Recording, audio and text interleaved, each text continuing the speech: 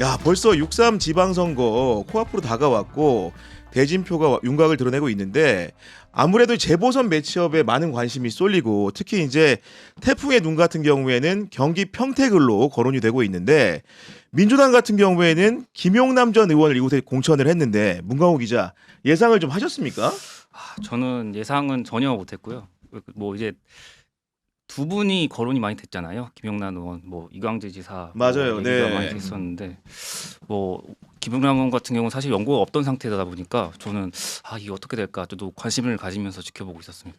그러니까 저 같은 경우에도 그 평택을에 과연 강력한 후보를 천거할 것인가 이 문제에 정말로 이렇게 민주당이 진위를 볼 수 있다고 생각을 했는데 김용남 전 의원을 평택을에 공천하면서 뭔가 조국 대표와도 한번 크게 한번 싸워보겠다 이런 결의태세 같아요. 한남석 기자. 네, 아무래도 김용남 의원이 과거에 뭐 조국 전 조국 대표가 그 법무부 장관 청문회 할 때 그때 뭐 사모펀드 의혹이라든지 이런 걸 많이 제기를 해서 뭐 조국 저격수 이런 별명을 얻지 않았습니까? 그러니까요. 네, 이거 그래서 조국 혁신당 입장에서도 상당히 당황스러운 공천이다 이거 그렇게 생각할 것 같아요.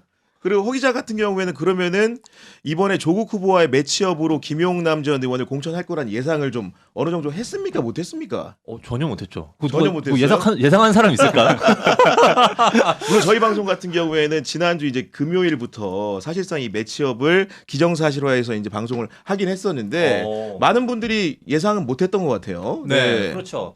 근데 지금 이제 어쨌든 간에 그 김용남 전 의원이 그 평택 을에 간 것이 이것이 험지로 갔다. 하남 갑은 비교적 이광재 지사가 가면서 좀 쉬운 곳으로 간 거 아니냐라고 이렇게들 얘기하는데 사실 그렇게 볼 이유는 거의 없습니다. 사실 이 하남 갑이란 곳이 그렇게 또 만만치 않은 곳은 아니거든요. 뭐 지난번 총선 같은 경우에도 추미애 후보가 이용 후보랑 박빙승부 했던 거 아닙니까? 네, 그렇습니다. 이 하남 갑 같은 경우에는 그리고 지금 특히 그 이슈가 있어요. 하남 갑에 그 신장 이동이라는 곳이 있거든요. 아, 신장 이동이요? 네, 신장 이동. 여기를 되게 주목해야 됩니다. 여기가 거기가 아파트가 엄청 많아요. 한 1만 세대 넘습니다. 1만 네. 세대 넘는데 하남도 거기 아파트가 다 30년이 넘었거든요. 그러니까 분당이나 뭐 평촌 이런 데 일기 신도시처럼 여기도 지금 재건축 이슈가 굉장히 강해요. 그 재건축 이슈가 강하기 때문에 그 재건축을 원하는 분들은 조금은 국힘 쪽에 쏠리는 그런 경향이 있습니다. 그쪽에서 아무래도 이 일기 신도시 재건축 이슈를 시작하기도 했고 그래서 반면에 평택 을 같은 경우에는 고덕 신도시라고 해서 이제 신도시가 있거든요. 그래서 상대적으로 그쪽에서는 좀 민주당 지지가 강해요. 그래서 어떻게 보면 신도시가 많은 평택 을이 밭은 더 좋을 수 있다.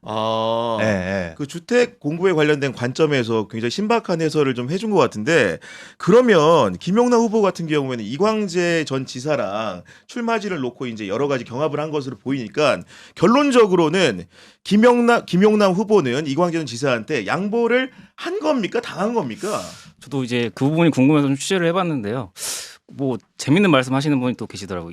김용남 의원 같은 경우는 어떻게 보면 이제 당적을 옮겨서 출마를 하게 된 경우인데 그 뭐 누가 서자한테 따뜻한 밥 주겠냐 뭐 이런 말씀 따뜻한 밥 주겠냐? 이광재 지사 같은 경우는 민주당에서 이제 정통 출신이시고 좀 오랫동안 당적을 갖고 계셨으니까 그런 부분들을 이제 생각을 해보면 굳이 이제 당이 아무리 뭐 팔이 또 안쪽으로 기운다고 뭐 김용남 의원보다는 이광재 지사에게 그래도 조금이나마 양지를 좀 공천하지 않았겠느냐라고 해석을 하시는 분이 계시더라고요. 또 뭐 그런 점에다가 플러스로 이광재 지사 같은 경우는 이제 강원지사 사실은 원래 이전에도 하셨고 이번에도 사실 출마를 고민하시다가 그 우상호 수석하고의 대결 구도가 되니까 이제 자진해서 좀 먼저 이렇게 양보를 하셨잖아요. 그래서 사실 당에서 그런 부분도 안 할 수는 없었을 거라고 생각을 그렇겠죠, 당연히. 네. 아닌 게 아니라 김용남 그 후보 같은 경우에는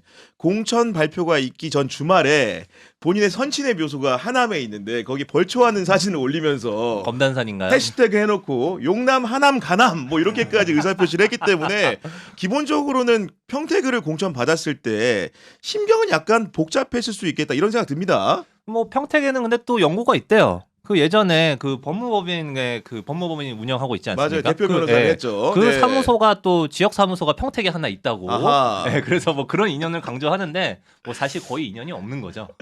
인연이 거의 없는 건데.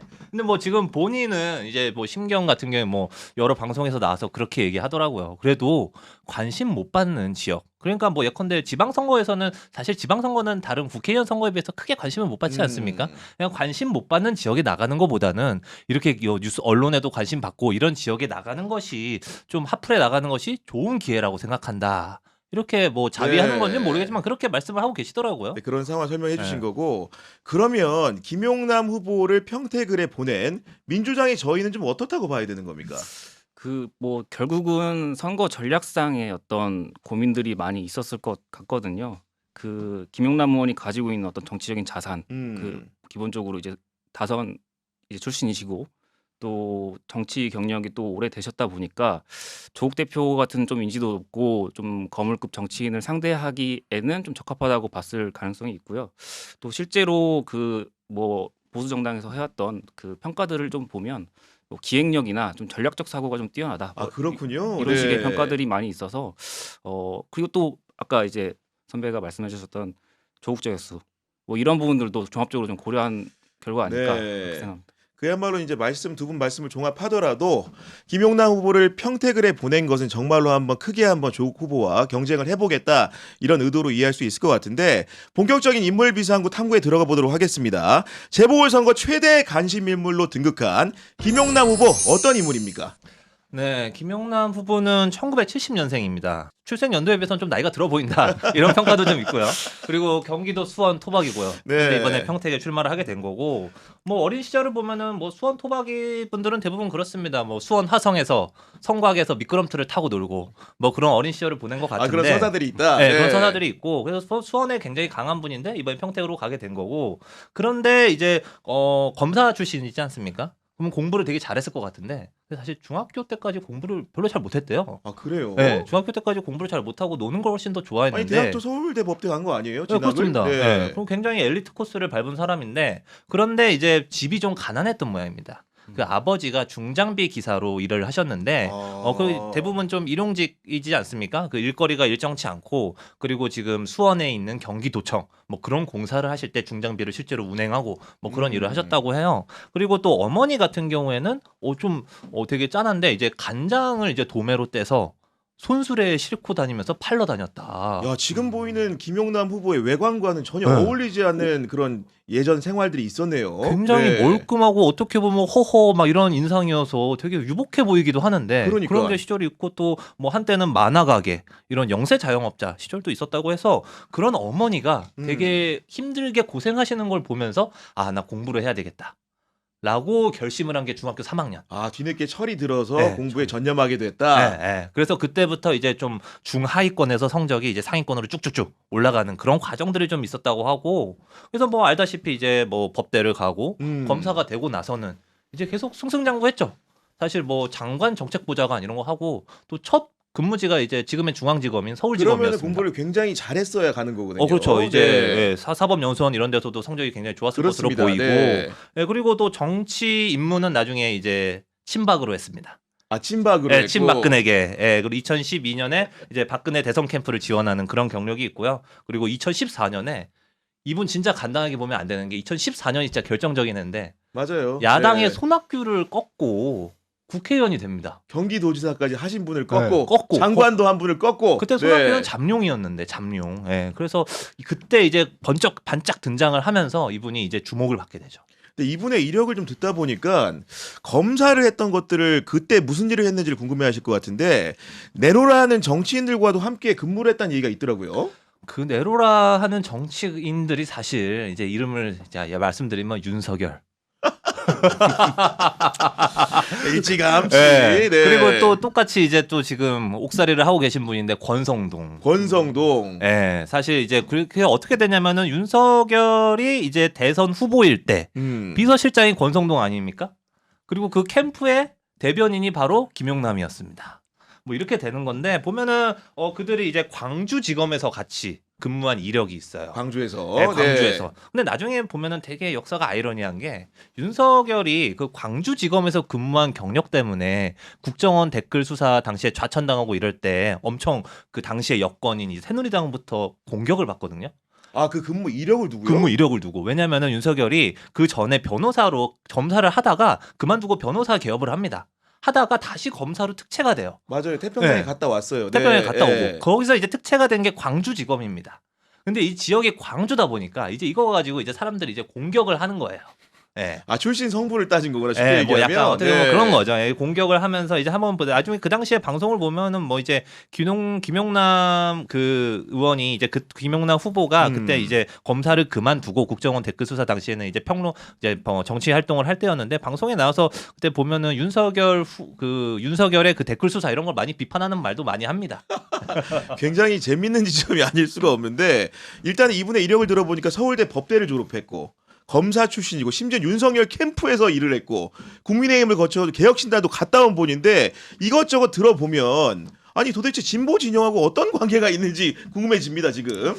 그 유희동 의원이 오늘 라디오에서도 좀 그 얘기를 하시더라고요. 그 이제 같이 또 당에 있었으니까 본인이 보기에는 본인은 이제 비주류였고 그 김용남 의원은 주류였다. 이렇게 아, 좀 구분을 주류였다. 네. 구분을 지어서 말씀을 하시더라고요. 그러니까 당에서도 그렇고 이전에 어떤 서울대 법대 검사 뭐 이런 이력들은 굉장히 엘리트 코스를 밟아오신 분이라고 좀 볼 수가 있는데 이제 개혁신당에 가는 과정이 어떻게 보면은 좀 도전을 하게 된 것으로 좀 보일 수도 있고 이제 또 권력을 이제 찾아서 또 이제 새로운 도전을 하신 거라고 좀 볼 수 있을 것 같습니다. 말씀대로 이제 2024년 총선을 앞두고 국민의힘을 떠나가지고 개혁신당 입당을 하게 되는데 그때 기자회견 전 생생하게 기억이 납니다. 어떤 말을 했냐면은 국민도 속고 저도 속았다. 누구한테? 윤석열한테. 이런 얘기를 하면서 저를 더욱 절망하게 한 것은 대통령도 아닌 대통령의 메신저를 통해 전해지는 지침에 절대로 굴복하는 지금의 국민의힘 모습이라고 하면서 이준석 전 대표가 주도하는 개혁신당에 합류를 한 것인데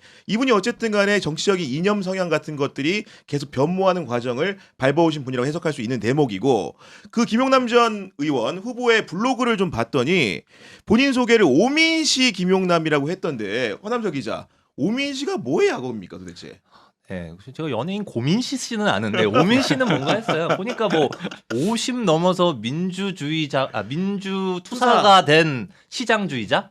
예. 네. 근데 보면은 이게 방점이 시장주의자에 있는가? 뭐 싶은 생각도 들더라고. 이분이 워낙 증시의 전문가다 보니까. 네. 네. 아니 뭐 그렇긴 한데 이제 민주투사라는 말을 자기의 그 쉽게 말하면 생애사라든가 업력에 없는 말이 새로 생긴 거니까 원래 근본적으로 시장주의자는 맞을 것 같고 50이 넘어서 민주투사가 됐다는 데 좀 방점이 찍히지 않았을까 이런 해설을 해보게 되는데 어쨌든 간에 국민의힘 들어갔다가 그다음 개혁신당 갔다가 또 민주당으로 옮기다 보니까 이분의 그 쉽게 거취를 두고 전형적인 철새 정치인이냐 아니면은 정치적인 풍운하냐 이런 해설이 좀 나오거든요. 뭐가 맞는 겁니까? 허 기자. 이게 뭐 바깥에서 보기에는 아무래도 철새처럼 보이죠. 철새처럼 보는데 저는 그래도 정치적 풍운하 기질이 좀 다분하다. 아 풍운하 기질이 네, 있다. 그렇게 해석할 수도 있다라고 보고 싶습니다. 왜냐하면 아까 우리 문광호 기자가 이제 유희동 의원하고 비교해서 이제 김용남 후보가 이제 어떻게 보면 주류의 길을 걸어왔다라고 하는데 진짜 실제로 그렇거든요. 왜냐면은 처음에 정치 입문이 검찰 쿼터 그리고 뭐 친박의 세례 이런 것들을 받고 정치에 입문하지 않았습니까? 그 다음에 이제 그 당시엔 친박이 주류였으니까요. 그 다음에 이제 잠재적 대선 후보였던 손학규를 꺾었죠. 그렇죠. 네, 그러면서 엄청 스포트라이트를 받았고 그리고 나서는 좀 야인으로 살긴 했어요. 야인으로 살긴 했는데 지금 뭡니까? 이재명의 대표 주자로 화려하게 부활했잖아요. 이재명 대통령의 영입을 통해서 또 민주당 입당을 했고요. 그러니까요. 네. 그러니까 이분은 어떻게 보면 계속 어떻게 보면 주류의 길을 은근하게 되게 잘 밟아온 분이에요. 그래서 어떻게 보면 줄을 잘 타서 사실 국회의원 경력은 2014년부터 16년까지 0.5선이에요. 1선도 안 돼요. 1선도 안 되는데 지금 보면 되게 3, 4선처럼 보이지 않습니까? 되게 방송을 너무 많이 해서 그래요. 네, 너무 노련해 지금 보이거든요. 우리가 네. 너무 오래 길게 보다 보니까 그런 생각 드는 건데 이분이 사실은 철새라는 비판을 최근에 와서 이제 받게 되는 상황까지 이른 건데 역설적으로 2014년에 재보선에 나가서 손학규를 꺾었잖아요. 거물 손학규를 꺾었는데 당시에 한나라당을 탈당한 손학규 후보를 두고 본인 스스로가 철새 정치인이라고 집중적으로 공략해서 선거를 이겼었고 그러면 수원은 나는 나서 잘한 곳이다. 나는 토박이 후보다 이런 점을 굉장히 강조했는데 또 평택에 출마하다 보니까 이런 논거 같은 경우에도 쓰러지는 부분이 있다 설명을 드리는 건데 그러면 민주당으로 옮겨온 뉴 이재명의 표상 김용남 후보는 민주당의 입지는 어떤 겁니까? 그 민주당에서 김용남 후보의 입지라. 그래서 저는 약간 아이러니한 좀 약간 궁금한 부분이 있어요. 그러니까 민주당에서 이분을 왜 이렇게 대우를 좀 안 해주는 것 같다는 느낌? 그러니까 처음에 사실 이제 이재명 대통령이 당선이 됐을 때 이제 여러 자리를 놓고 이제 농공 행상을 할 때 그런 얘기 나오지 않았습니까? 금감원장. 김용남 맞아요. 금감원장 나왔고요. 시장주의자 김용남을 거기다 써야 된다. 네, 그러니까 뭐 코스피 5천이라는 똑같은 목표를 가진 사람이잖아요. 그리고 그 얘기 나왔었고, 그 다음에 이제 지방선거에서는 수원시장. 뭐 이런 얘기 나왔는데 뭐 본인 블러핑인지 아니면 주변의 단순 하마평인지 모르겠지만 이제 다 되지 않았습니다. 다 되지 않았고 이번에도 하남과 평택을 하다가 평택을 험지. 뭐 거기 지금 조국 대표가 있으니까 험지인데 그래서 이렇게 가면서 보면은 입지가 좀 안 좋은 것 같고 이분이 왜 이렇게 대우를 못 받을까?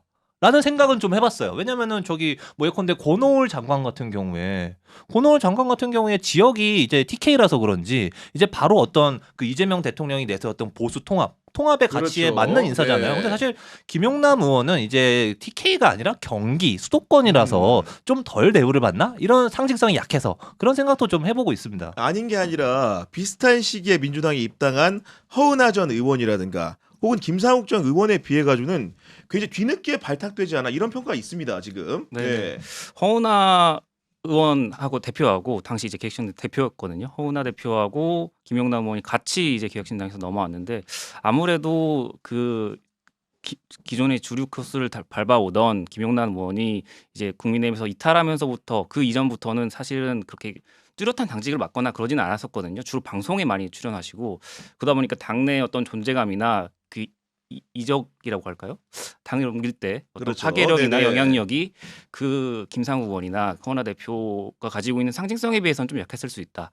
그런 측면에서 좀 아무래도 좀 발탁을 좀 늦게 받은 게 아닐까. 그런 부분들이 있고 그리고 김상욱 그 지금 울산시장 후보 같은 경우에는 기본적으로 국민의힘에서 배지를 달고 옮겨왔기 때문에 네. 그 가치 평가를 했을 때도 전직 의원보다는 현직 의원이 높은 평가를 받게 되는 거고 지역 자체도 수원보다는 울산 같은 경우가 민주당이 희귀하기 때문에 그런 부분들에 있어서 선차적인 대우를 받은 게 아닌가라는 생각이 드는 건데